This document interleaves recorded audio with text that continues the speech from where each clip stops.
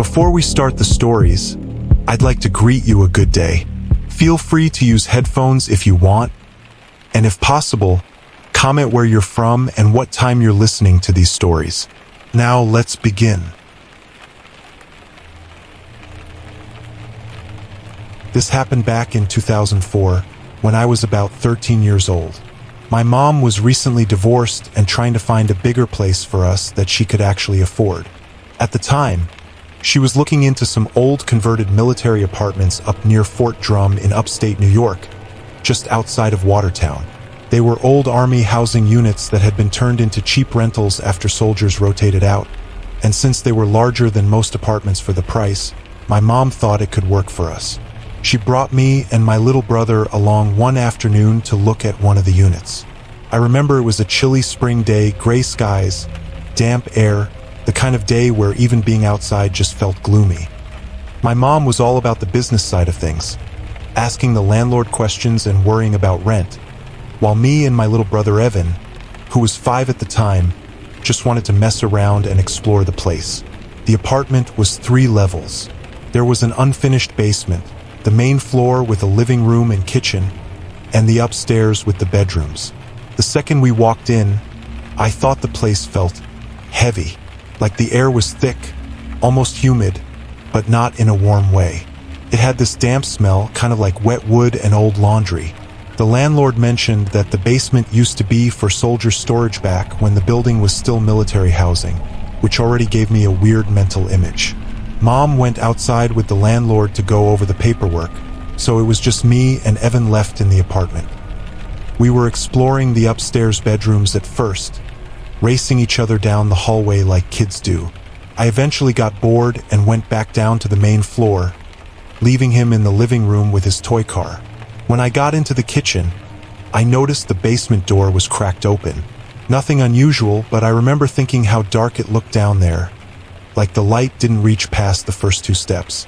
I opened one of the cabinets and was looking inside when suddenly, I heard footsteps pounding up the basement stairs. And not just 1 or 2 careful steps. I'm talking about the sound of someone running. Fast, heavy, thudding footsteps slamming against each step as they came up toward the door. Startled, I yelled out, "Evan, quit running around. This isn't our house." But right as I said that, Evan walked into the kitchen from the living room. He was holding his toy car in his hand, looking at me like I was the crazy one. "Why are you running up the steps?" he asked. I just froze. I looked at him and said, "Wait, weren't you just downstairs?" He shook his head immediately and said, "No, I was sitting on the couch." Before I could even answer him, we both heard it again. Those same pounding footsteps, climbing the basement stairs, only this time louder, like whoever it was wanted us to know they were there. We both stood dead still. You know that feeling when your stomach drops, like your body already knows something's wrong before your brain fully processes it? That's what hit me. Evan's eyes got wide, and without saying another word, he bolted out of the kitchen toward the front door. I didn't even think. I just followed him. We both ran straight outside where my mom was still talking to the landlord. We were panicked, both of us trying to explain at the same time that there was someone running up the basement stairs inside. At first, the landlord gave us this awkward look like we were just kids making things up, but my mom could tell we weren't playing around. I think it was the fact that we both described the same exact sound, and we both looked terrified. She didn't even argue. She just told the landlord, "We're done here," grabbed our hands, and walked us back to the car. On the way home, she asked us again what we'd heard, and we both told her the same thing. Someone was running up those stairs, coming up from that basement, but when we checked, there was no one else inside. She never mentioned that apartment again. To this day, I don't know if it was some kind of ghost, or if something else was going on in that basement. All I know is I've lived in a lot of different houses and apartments since then, and I've never had a place make me feel the way that one did in just a few minutes. And honestly, I'm just glad we never moved in.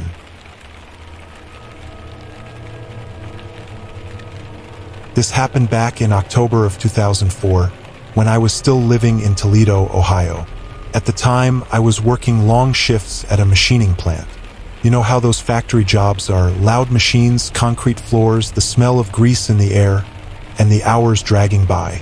Most of the guys I worked with were old-timers, and I was one of the younger ones on the line, so I usually kept my head down and just got through the day. Now, at that time, I was married to my ex-wife, Melissa. She worked the night shift as a nurse's aide at a nursing home just outside the city. Because she worked nights, our schedules almost never lined up. I was usually gone by the time she got home, and by the time I got back, she was asleep. One thing about her, you could count on her never to call me during the day. She'd be dead asleep, trying to catch up from working overnight. That's why it threw me off when my phone buzzed in my pocket around 9:15 in the morning, while I was on a short break. I looked down and saw her name pop up. Right away, I thought something must be wrong. I stepped out into the back lot where it was quieter and picked up. Melissa's voice sounded shaky. She said, "Can you do me a favor? I need you to call Eric and make sure he's okay." Eric was a childhood friend of mine who lived in Akron, about 2 hours away. We'd stayed close over the years, even though we didn't see each other that much anymore. I asked her why, and she said something that kind of weirded me out. She told me she had woken up from this dream that she couldn't even fully remember, but it left her with this overwhelming feeling that something bad had happened, or was about to happen, to Eric or his family. I kind of laughed it off at first. I mean, everyone has weird dreams, right? But she wasn't laughing. She was dead serious. She said, "I know it sounds stupid, but I can't shake it. Please, just call him." The thing about Melissa was, she wasn't the type to believe in psychic stuff or talk about dreams like they meant anything. So the fact that she was this rattled made me pause. I told her I'd call him when I got a longer break. Around lunchtime, I finally stepped outside and gave Eric a call. He picked up right away. I asked him how things were, told him about Melissa's dream. He actually chuckled a little and said, "Man, tell her thanks for worrying, but we're all fine. Nothing's wrong here." We chatted for a couple more minutes, then I hung up. Honestly, I felt kind of dumb for even making the call. So I called Melissa back to tell her the good news, that everything checked out and Eric was fine. But instead of sounding relieved, she got really quiet. Then she said, "I don't think that's the end of it. Something still feels wrong." That gave me chills. There was just something about the way she said it. I didn't think much more about it until later that day. Eric ended up calling me back. But this time, his voice was completely different. Shaky, broken. He told me that about 45 minutes after I had spoken with him, his mom in Fort Myers, Florida, had called him with devastating news. His cousin, the one he was closest to, basically like a brother to him, had been found dead in his apartment that morning. It was a suicide. The craziest part? The estimated time of death lined up almost exactly with when Melissa said she'd woken up from that dream. When Eric told me that, my stomach dropped. I remember just sitting in my car after work, staring at the steering wheel, trying to make sense of it. How the hell could Melissa have felt something like that, miles away, about someone she didn't even know all that well? Even years later, after me and Melissa split up, that day still sticks with me. I don't talk about it much, because it sounds insane, but I lived through it. I remember the way her voice shook when she told me to call. I remember the way she went quiet when I told her everything was fine, like she knew better. I don't know what you want to call it, intuition, a sixth sense, something supernatural, but I do know one thing. Every time I get one of those middle-of-the-day phone calls that shouldn't be happening, I get a knot in my stomach. Because sometimes, no matter how much we want to write it off, dreams aren't just dreams. Sometimes they're warnings. And this time, it was a warning we didn't understand until it was too late.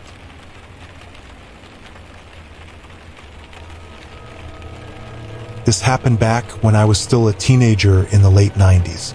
I grew up in a small town in Maine, Bangor to be exact. It wasn't exactly a dangerous place to live, but it had its fair share of old neighborhoods that looked like something straight out of a Stephen King novel. On the street I lived on, There was this massive Victorian-style house that had been abandoned for decades. Everyone in town knew about it. You know how some neighborhoods always have that one creepy house that kids dare each other to go into? That was ours.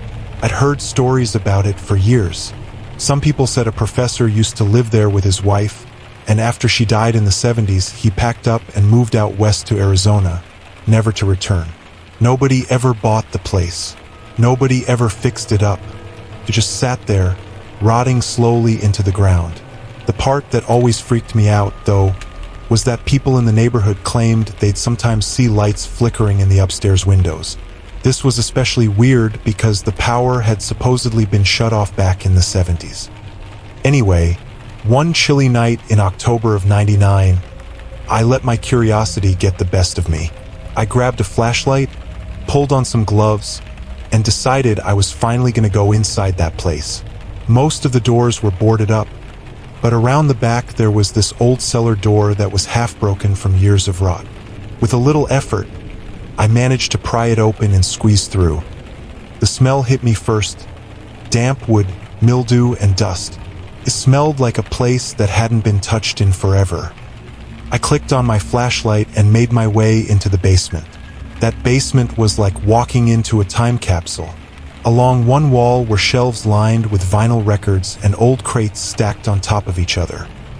I remember brushing the dust off one of the boxes and seeing military patches and helmets from the Vietnam War. There was even a framed newspaper clipping about the professor's wife's funeral. But what stood out the most was this upright piano against the far wall. It looked ancient. Out of pure curiosity, I pressed down one of the keys. To my shock, it actually worked. But the note that rang out was so warped and out of tune it sent chills down my spine. It echoed through the empty basement way too loudly, like the sound didn't belong there anymore. I should have left right then, but of course I didn't. I kept exploring. I went upstairs to the main floor, and it was even stranger. It looked like the people who lived there had just left. There were still dishes on the dining table, covered in dust. A rotary phone was lying off the hook on the floor. The fridge had food containers inside, but it had all rotted into some black sludge. What got me the most was the living room. There was an old TV sitting in the corner, and on top of it were these bottles of whiskey, half empty, labels peeling off. It felt like someone had been living there, or at least drinking there, right before everything was frozen in time. I made my way up to the second floor. That's when things got really unsettling. The first bedroom I went into looked like someone had just gotten out of bed that morning. The sheets were messy, slippers still on the floor, and there was a coat draped over the back of a chair. What freaked me out most was that a lamp in the corner was still glowing faintly. The bulb was covered in layers of dust, but there was this weak orange light barely shining through. I knew for a fact there was no electricity running through that house. That's when my gut started telling me I should leave. But before I could, I heard it. From the far end of the hallway came this muffled sound. At first I thought it was just the old wood creaking under the weight of the house. But then it got clearer. It was the sound of someone softly crying. It wasn't a wail, it wasn't loud. It was this quiet, broken sob, like someone was trying not to be heard. And it was definitely coming from the last room down the hall. I froze. My flashlight started shaking in my hand because my body was trembling so bad. Every instinct I had was screaming at me to get the hell out of there. But I couldn't move. I just stood there, staring at that dark hallway, listening to that quiet crying. Finally, I forced myself to take a step backward. Then another, and another. I didn't even turn my back to it. I just moved slowly until I got to the stairs. And that's when the crying stopped. The silence was worse than the sound itself. My heart was racing so fast I could barely breathe. That's when I broke. I turned and bolted down those stairs as fast as I could, almost tripping and breaking my neck on the way down. I didn't stop running until I was out of the house, across the street, and back in my own yard. To this day, I never went back in that house. It's still standing, though. The windows are still dark, the boards are still up, and no one has touched it. But sometimes, When I walk past it late at night, I swear I can still hear faint music drifting out from that basement, like someone's playing the piano in there, out of tune, echoing. And every time I just keep walking.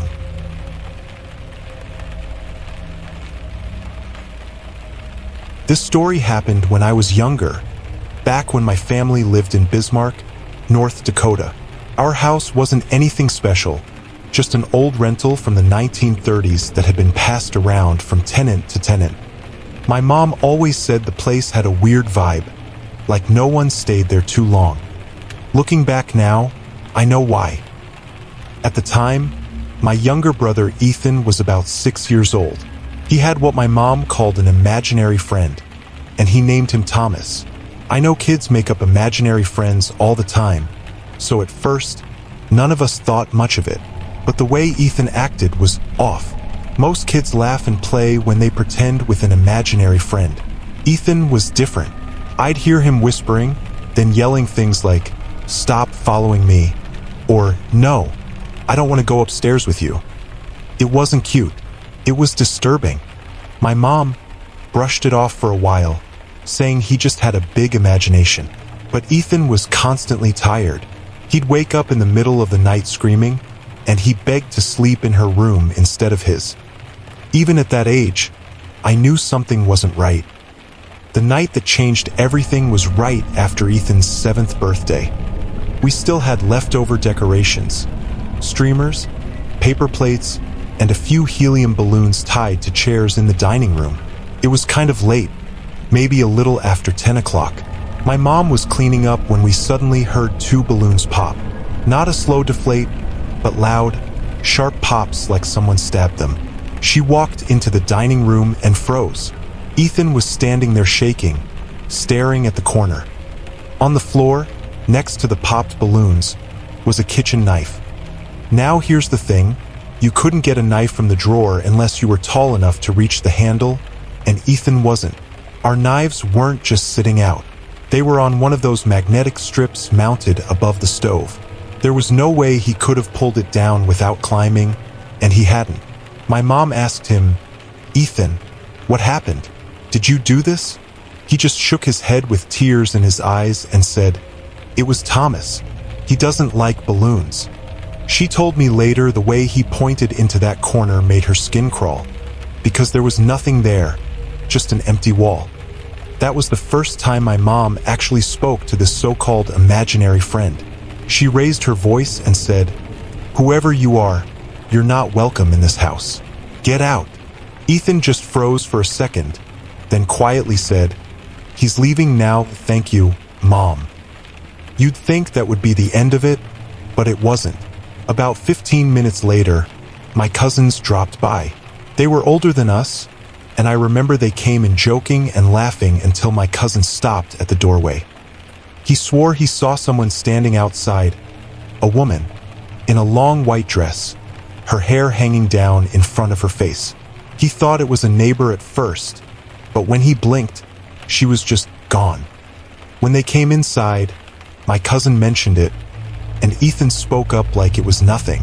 He said, "That's Thomas's mom. She's mad because you made him leave." I'll never forget the way the room went silent. My mom turned white.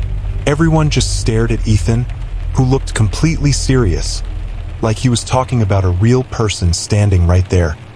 My mom yelled again, this time screaming for whoever it was to get out of the house. She asked Ethan if the woman was still there. He looked toward the door, then back at her, and said, "She's gone now." We didn't sleep easy that night. In fact, none of us really ever felt safe in that house again. We ended up moving a couple years later, and now Ethan's an adult. He's 20. You'd think he'd laugh about it and say it was just his imagination, but he doesn't. He told me recently that sometimes, late at night, when he's brushing his teeth or just walking past a mirror, he'll see Thomas standing behind him. He doesn't tell our mom that, because she'd lose it. But when he told me, I could tell he wasn't joking. He said the worst part is Thomas doesn't look like a kid anymore. He looks older, like he grew up right alongside him. This effing story happened back in the fall of 2004 when I was 17. I grew up in southern Oregon, near Ashland. If you've ever been there, you know it's a small town surrounded by mountains and heavy woods. People always talked about Lithia Park, how it was beautiful during the day, but at night, the upper trails were the kind of place you just didn't want to be. Not because of animals or anything, but because the silence out there at night just feels unnatural. That night, I was with two of my friends, Jake and Lucas. They wanted to go smoke some weed, deep in the woods. Me, I wasn't really into it. I drove them to one of the trailheads and told them I'd just hang back in the car. Honestly, I thought I'd just relax for a while, maybe nap. But after about 20 minutes, sitting alone in that old Honda Civic with nothing but the sound of crickets and wind, I started to feel restless. Remember, this was before we all had smartphones. No music, no YouTube, no scrolling through apps. Just me sitting in the dark, staring at the dashboard. Eventually, I got bored enough to say, screw it, I'll just go find them. I stepped out of the car and walked into the trailhead. The thing about these woods at night, when there's no flashlight, no lantern, it's pitch black. The kind of black where even your eyes don't really adjust. The only light I had was the moon peeking through the trees, just barely enough to make out the ground in front of me. After maybe 5 minutes of walking, I came to this fork in the trail. Maybe 4 different paths split off in different directions.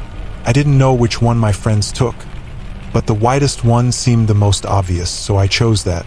As soon as I walked down it, I had this gut feeling I wasn't alone. You know when you're out somewhere quiet, and you just feel like something's watching you? That creeping weight in the back of your head. Every crunch of leaves under my feet felt too loud. Every branch snap in the distance made me freeze for a second. I kept walking anyway, telling myself I was just being paranoid. The trail dipped down a little, and as I came over the top of the dip, I noticed something that made me stop cold. There was an old wooden bench on the other side of the trail, half lit by the moon, and on it was a person, sitting completely still. At first, I was relieved. I thought, okay, that's gotta be Jake or Lucas. I even saw another figure standing right in front of the bench, facing the guy sitting down. From where I was standing, it just looked like 2 silhouettes, 2 people talking or hanging out. I actually laughed a little and yelled out, "Yo, you guys scared the hell out of me." But the second the words left my mouth, both figures turned their heads toward me. They didn't say a word. They didn't move for a second, just stared. Or at least I think they stared. I couldn't make out faces, just the way their bodies shifted in my direction. Then, without warning, the guy who was sitting down suddenly shot up and started sprinting full speed straight at me. And when I say sprinting, I don't mean jogging or running casually. I mean full-on Olympic track runner sprinting. Arms pumping, body low, and in complete silence. No footsteps, no breathing, no yelling. Just this figure tearing through the dark at me like he wanted to tear me apart.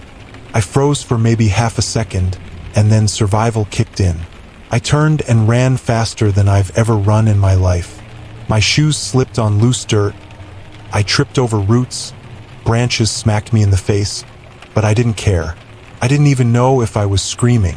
All I could think about was getting the hell out of those woods. I don't know how long I ran. It felt like forever, but it was probably less than a minute before I saw the faint light of the parking area through the trees. I bolted straight to my car, slammed the door, and locked it.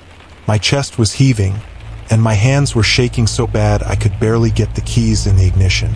I sat there gripping the steering wheel, staring at the trail entrance, waiting for someone or something to come running out after me. And then I saw movement, but it wasn't him. It was Jake and Lucas, casually walking out of a different trail, laughing and talking like nothing happened. I jumped out of the car and started yelling at them, asking if they were screwing with me, but they swore up and down they had no idea what I was talking about. They hadn't seen me in the woods. They hadn't seen anybody else. I asked them if they'd gone to the bench area, and they just looked confused. They said they didn't even know there was a bench out there. The thing that still chills me is, If those weren't my friends, then who the hell did I see sitting there in the middle of the woods at midnight? And why did that guy sprint at me like that, without a sound, like it wasn't even human? Even now, over 20 years later, my stomach drops when I think about it. Because the scariest part isn't what I saw that night. It's what would have happened if I had hesitated just a little longer.